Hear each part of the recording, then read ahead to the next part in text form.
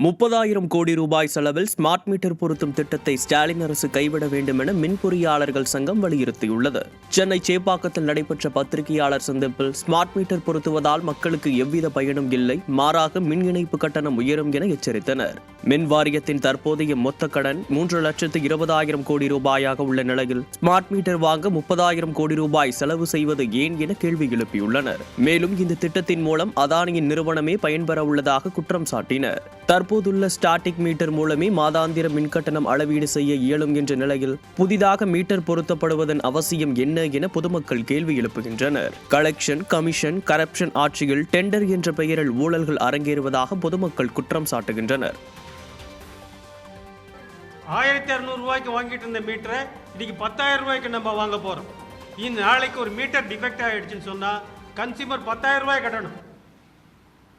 புதுசாக ஒரு இணைப்பு வரணும்னு சொன்னால் அவர் மின்சார காஷன் டெபாசிட்னு சொல்லக்கூடிய மீட்டர் காஷன் டெபாசிட்னு சொல்லக்கூடியது 10,000 ரூபாய் கட்ட வேண்டிய கட்டாயம் வரும். ஆக இந்த ஸ்டாட்டிக் மீட்டர் போடுறதுனால எல்லா சுமையும் யாருக்கு வரப்போகுதுன்னு சொன்னால் பயனீட்டாளர்களுக்கு தான் வரப்போகுது. தமிழகத்தில் ட்ரோன்கள் மற்றும் வாக்கி-டாக்கி இறக்குமதி செய்ததில் வரி ஏய்ப்பு நடந்த விவகாரம் தொடர்பாக ஆவணங்களை தயார் செய்த சதீஷ் என்பவரின் வீட்டில் சுங்கத்துறை அதிகாரிகள் சோதனை மேற்கொண்டனர். தண்டையார்பேட்டையில் அதிகாரிகள் சோதனைக்கு வந்தபோது சதீஷின் ஆதரவு வழக்கறிஞர்கள் குவிந்ததால் பரபரப்பு ஏற்பட்டு பல மணி நேர போராட்டத்திற்கு பிறகு வீட்டின் கதவு திறக்கப்பட்டு சோதனை செய்யப்பட்டது.